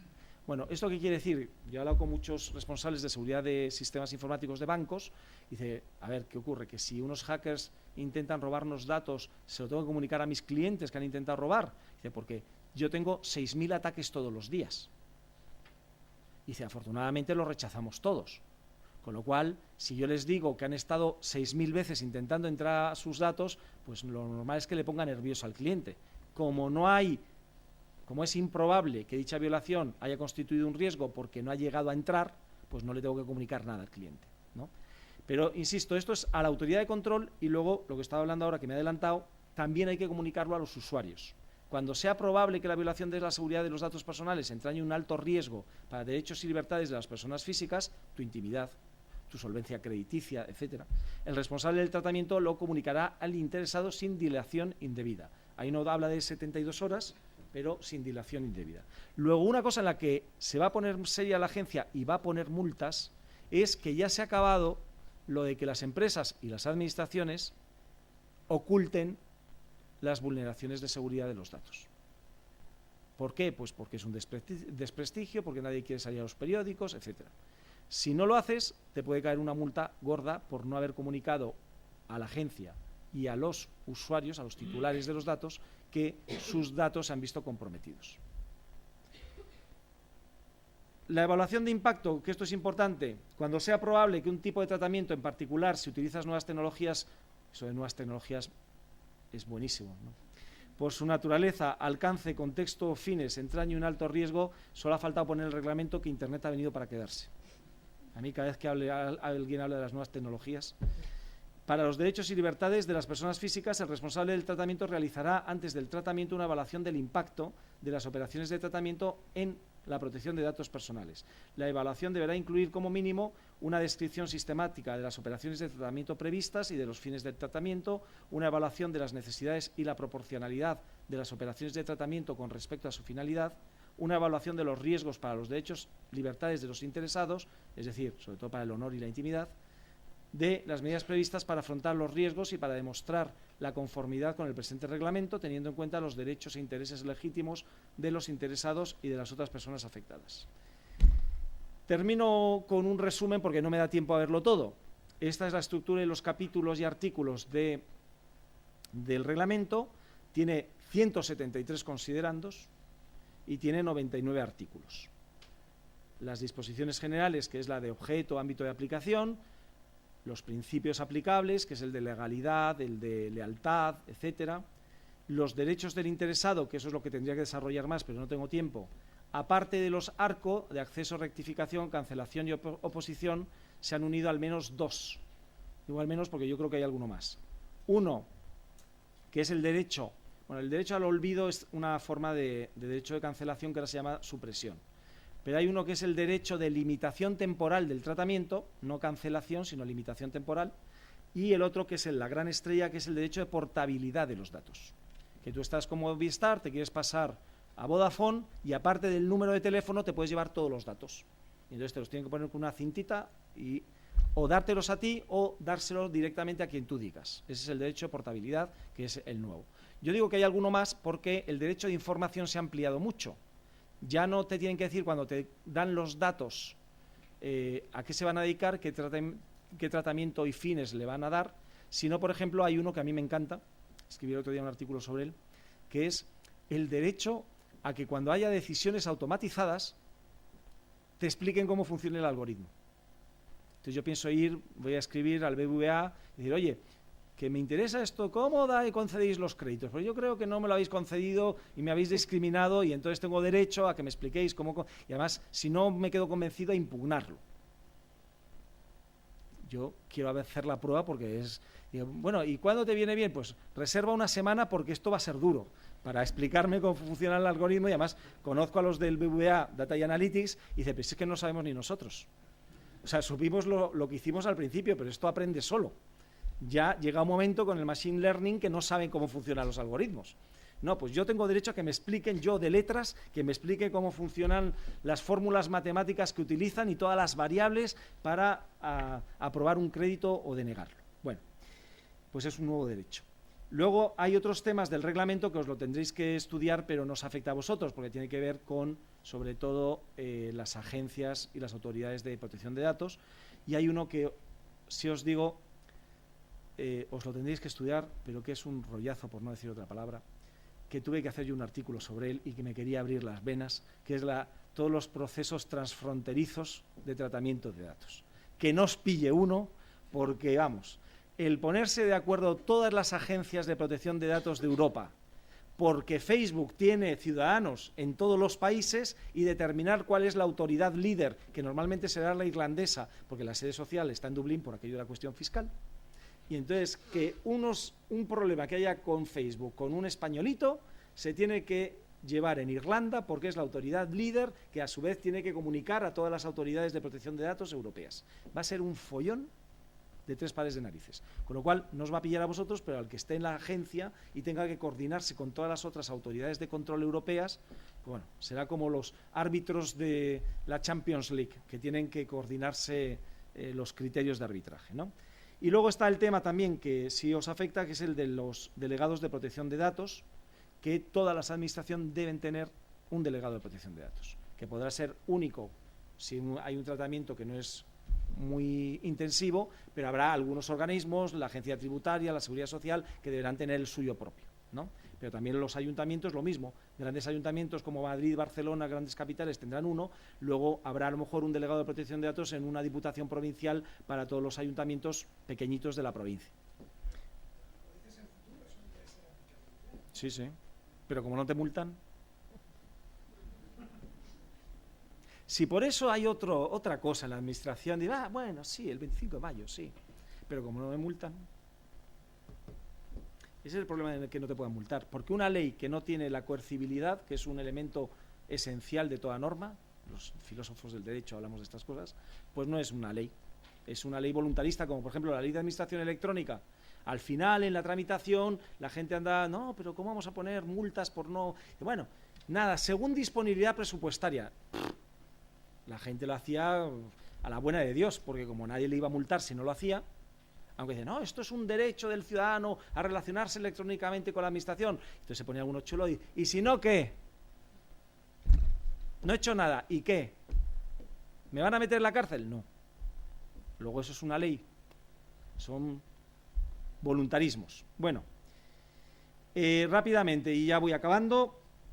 Esto es lo que podéis encontrar en la Agencia de Protección de Datos, que tiene mucho material pedagógico que os recomiendo porque van saliendo nuevos documentos. Estas eran las implicaciones prácticas para el periodo de transición que ya se está acabando, lo que nos dijeron en el 2016 que había que hacer, los deberes que nos puso la Seño. Luego sacaron otros temas ya de preguntas tipo FAQ, ¿no?, con todo lo que usted quería saber sobre el reglamento. Y luego hay un material de apoyo de todos esos temas: consentimiento, información, evaluaciones de impacto, certificación, delegados de protección de datos, relaciones entre responsable y encargados, herramientas para pymes y herramientas sectoriales.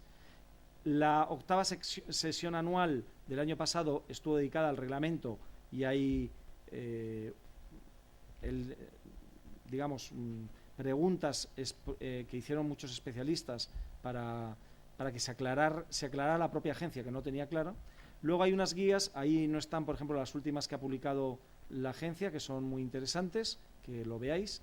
Y luego están las directrices del grupo del artículo 29, que son lo que será el Consejo de Autoridades de Control Europeas, donde van sacando también directrices para interpretar el reglamento, porque como tiene alma de directiva, pues entonces ellos tienen que explicar cómo se debe interpretar, ¿no? Bueno, si tenéis cualquier duda, pues ahí me tenéis, que son mi Twitter, y alguno ya lo ha usado, ya he visto. Y si tenéis alguna duda, en mi correo. Y para terminar, como esto ha sido un poco rollo, he empezado un trabajo que, si queréis ayudarme,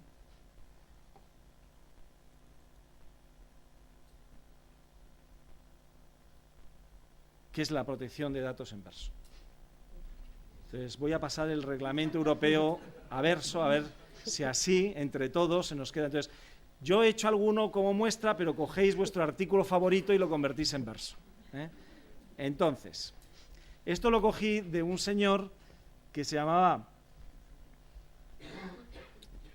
Baltasar Peña Hinojosa, ya fallecido, natural de Campillos, falleció en Málaga en 1992, y que se tomó la molestia de hacer una versión de la Constitución en décimas o espinelas, que tiene una construcción ABBA, AC, CC, no, CDDC. Bueno. Y entonces tenía él, me la enseñaron, me pareció muy ingenioso, pero vi que tenía algunos fallos jurídicos, o sea, como poeta estaba bien, pero... Entonces decía, el artículo 18, él lo rimaba así, dice: se garantiza el honor, la intimidad familiar, la casa particular contra cualquier invasor. Solo cuando el infractor caiga en flagrantes acciones podrán ingresar en prisiones y habrá el máximo respeto para el debido secreto en las comunicaciones. Y está bien, pero se ha comido la mitad del artículo. Y entonces yo, como no podía consentir eso, pues he hecho mi propia versión del artículo 18. Entonces, os pongo a la izquierda la versión de la Constitución y a la derecha, en vez de, yo digo, es una décima para todo el artículo, no cabía, y entonces lo he dividido en el apartado 1 y 2 en una y el apartado 3 y 4 en otra. Y entonces mi versión es: se garantiza el derecho al honor, la intimidad, la imagen, la identidad frente a lo mal dicho y hecho. El domicilio es el techo personal y familiar. La casa particular es cual persona inviolable, solamente registrable por el juez o el titular. Como veis, en la izquierda lo digo todo, no me como cosas como el poeta. Y luego, el 3 y el 4, de las comunicaciones se garantiza el secreto, salvo que el juez, con respeto, autorice intercepciones. Legales limitaciones, aparte de los contratos, requiere el uso de datos, pues honor e intimidad, imagen e identidad no toleran desacatos. Y ya me he venido arriba y me he empezado con el reglamento.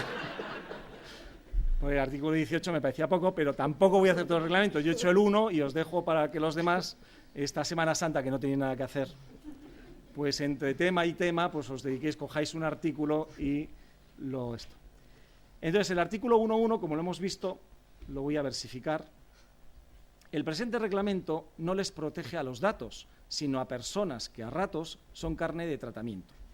No debe ser un tormento que nuestros datos circulen, siempre que bien se calculen los riesgos fundamentales de los datos personales que por las redes pululen.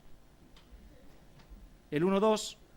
El presente reglamento protege las libertades, derechos y facultades contra cualquier elemento y sirve de complemento de nuestra Constitución, que impone limitación al uso de la informática, garantía democrática para nuestra protección. Y el 3.1. La adecuada protección de los datos personales, con los debidos avales, no será una restricción. La libre circulación de datos y mercancías por virtuales autovías en el mercado europeo es clave del apogeo de nuestras economías. Muchas gracias.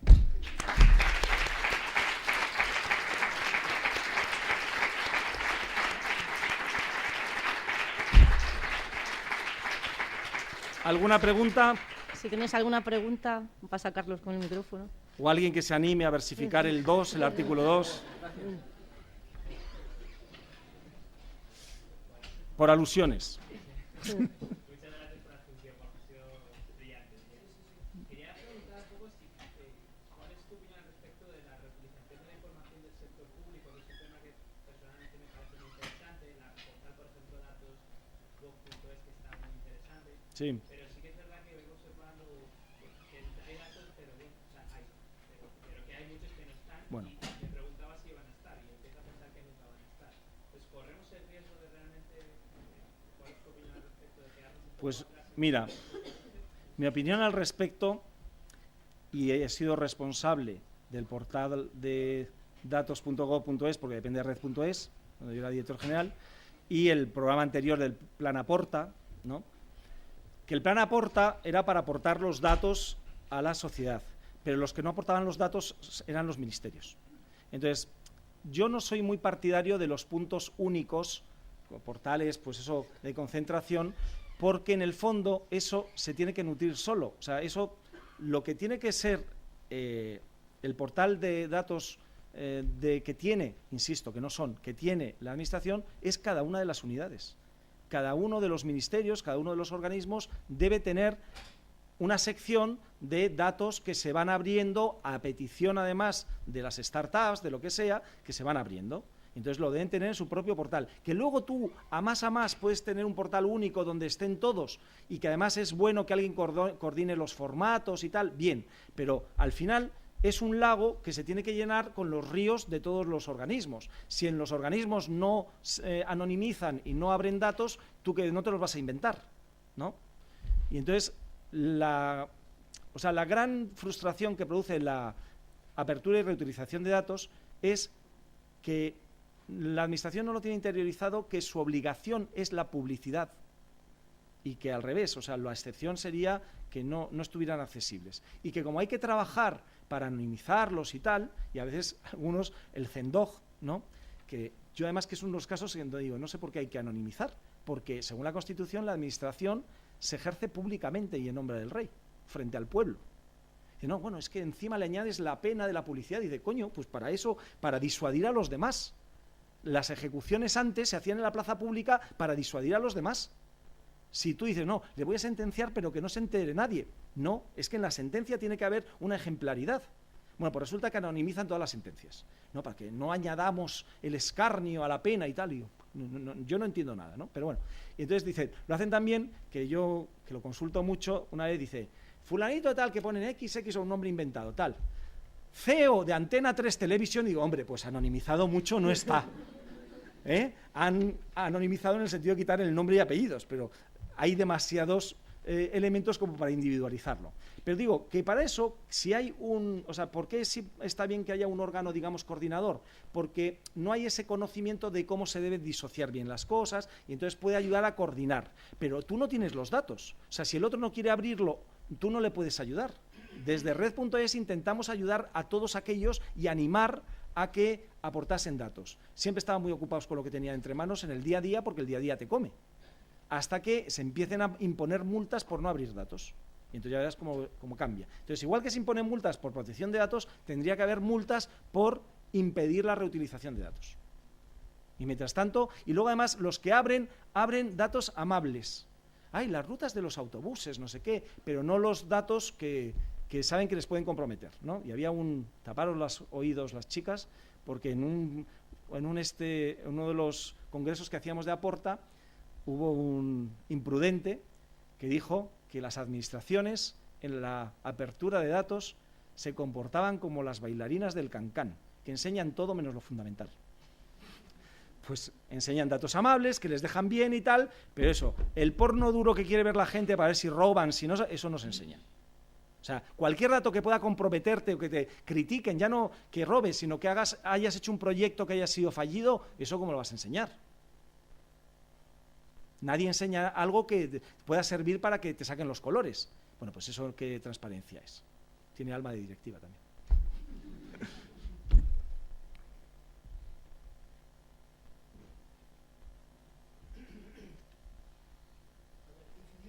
Oye, no sé para qué os ponéis porque no funciona.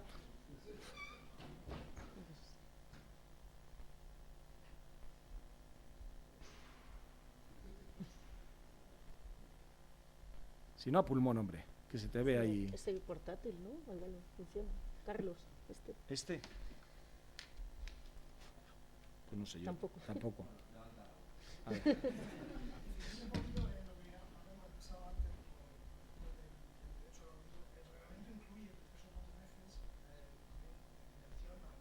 Sí.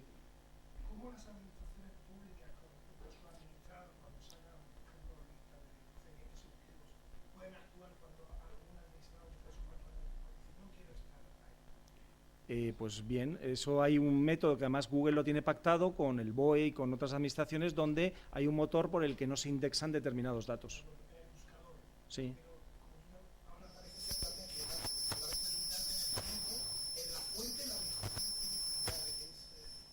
El derecho al olvido es para los motores de búsqueda.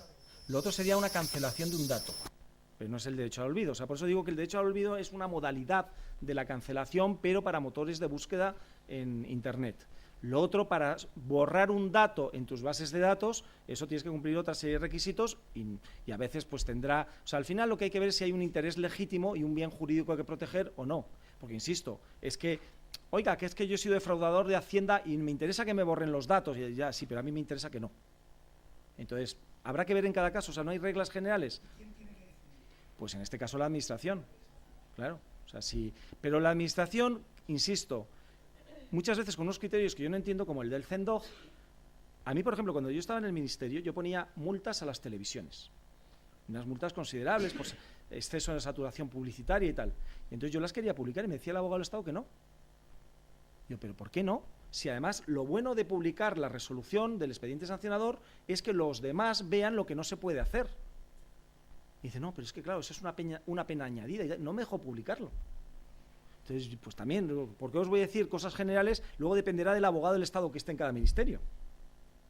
Y entonces que acepte, que no acepte, la cancelación, la no sé qué, porque además tú puedes estar interesado en que no se trate tus datos, pero a lo mejor Hacienda está interesada en que sí se traten.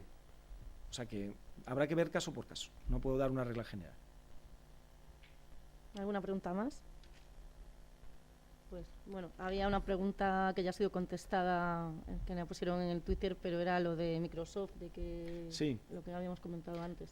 Bueno, a ver, ha sido contestada, pero yo voy a insistir más sobre el consentimiento, porque es la base. Hemos visto la diferencia entre una relación sexual normal y una violación. Bueno, ¿alguien se cree que dar acepto a los términos y condiciones de uso es un consentimiento libre e informado? Sin embargo, como los abogados de las empresas, ya, yo me he cubierto el expediente, yo he puesto ahí términos y condiciones de uso, tú has dado a aceptar, habértelo leído. Bien. Eso es hacernos trampas al solitario, porque eso ni es informado y, por tanto, si no es informado, no es libre lo que estás adoptando. Yo me he tomado la molestia, yo creo que he sido el único en toda España que se ha tomado la molestia de leerse los términos y condiciones de uso, más me los leo a menudo cada vez que los cambian para ver en qué lo han cambiado. Ahora están todos, habréis recibido correos de que están adaptando sus normativas al reglamento, justamente, ¿no? Y entonces están cambiando cosas porque no solo en España, en Alemania a Facebook le ha caído alguna porque los términos de condiciones de uso eran muy ambiguos sobre lo que podían hacer con los datos de sus usuarios. Además lo he hecho tanto, fijaros, a un efecto tan concreto, porque digo, bueno, por lo menos esto es una cosa muy concreta, que es a efectos de propiedad intelectual. Me tomé la molestia, si queréis verlo, es un artículo en Crea Cultura, es una iniciativa a favor de la propiedad intelectual, y como yo lo que más uso es Twitter, ¿cuáles son las cosas que yo autorizo que haga Twitter con mis tweets? No solo los textos originales míos, sino si añado un adjunto, una fotografía o un vídeo o lo que sea. Bueno, pues dicen textualmente, que además que me hacía gracia, decía, todo lo que subes a Twitter es tuyo, lo tuyo es tuyo, y lo dice varias veces así, qué bonito, tal. Dice, no obstante, que suele ser, siempre que veis en una ley sin perjuicio de, es con perjuicio de. Pues no obstante, al aceptar los términos y condiciones de uso, tú estás concediendo a Twitter una licencia ilimitada y gratuita para el uso de todos los contenidos que estás subiendo a Twitter, pero no solo el uso, la explotación, la modificación, la distribución e incluso la cesión a terceros. Por ejemplo, medios de comunicación. Con lo cual, si un fotógrafo profesional o un ciudadano de fotoperiodismo, ¿no?, hace una foto, un vídeo de una cosa, la sube a Twitter para comunicarla y luego le empieza a verla en todos los medios de comunicación, oiga, pero a mí no me han pedido permiso ni me han pagado un duro. Y dice, pero es que tú solo cediste a Twitter y Twitter ya se ha encargado de darle permiso gratuitamente o a través de un convenio que le pagan una pasta por el vídeo que tú has grabado. Y entonces y además dice encima con recochineo, es una licencia ilimitada para no solo explotarlo económicamente, sino para modificarlo. O sea, si es una obra tuya la pueden modificar. Y para cederlo a terceros. Dice, pero eso sí, no es una licencia exclusiva. O sea, hombre, gracias, Twitter. O sea, es una expropiación para poder hacer lo que queráis con ello, pero me dejas que yo sí puedo, y si me has dejado algo, pueda intentar explotarlo y sacar algún dinero. Si después de haberlo usado tú, yo todavía puedo convencer a alguien que me compre ese contenido, ¿no? Pues a esos niveles. Y entonces llegamos a un punto, que es lo que mantenía mi tesis del artículo, dice, oiga, mire, los términos y condiciones de uso de las grandes multinacionales, que en el fondo son empresas, no son fuentes de derecho. O sea, yo en la Facultad de Derecho, en las fuentes del derecho no estaban los términos y condiciones de uso de Twitter. Estaba la costumbre, la ley, etcétera, ¿no? Bien. Quiere decir que son contratos, que además son los llamados contratos de adhesión, porque tú no puedes negociar contra la parte y dices, oye, Marc, que mira, que te devuelvo el borrador que me has mandado porque esta cláusula no la veo clara y tal. No lo puedo negociar, yo acepto o no acepto. Y eso es como estaban todos los contratos de adhesión cuando no existía Internet, con la luz, el gas, el teléfono, que tú solo podías firmarlo. ¿Y qué ocurre? Que había autoridades de consumo que revisaban que las cláusulas no fueran abusivas. Y cuando veían una cláusula abusiva, la anulaban. ¿Quién está revisando los términos y condiciones de uso de todas las aplicaciones, no las grandes plataformas, todas las aplicaciones que nos bajamos, ¿no? Y que damos sí acepto sin leerla, pero alguien se las tendrá que leer y alguien tendrá que decir que conforme al derecho español esta cláusula y esta otra son abusivas, por tanto se entenderán que son nulas. Nadie lo está haciendo. Y ya es hora de que las autoridades de consumo y las asociaciones de consumidores empiecen a leerse también la letra pequeña, igual que hacen con los bancos, pues que lo hagan también con estas aplicaciones, ¿no? Y voy a terminar con una cosa para que os quede claro, que decía una abogada mía que es canonista de derecho canónico, lleva las nulidades en la rota y tal, y ella dice que todos los matrimonios son nulos, porque cuando tú das el consentimiento realmente no sabes dónde te metes. Luego no es libre e informado. Bueno, pues eso que suena a broma pero que tiene gran parte de razón, imaginaos en los términos y condiciones de uso que ni siquiera nos leemos. Pues muchas gracias, que ya ha estado bien por hoy.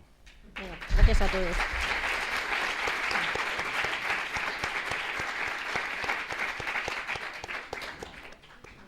Esto lo borro, lo queréis. Sí, se puede colgar porque es que... Vale, vale.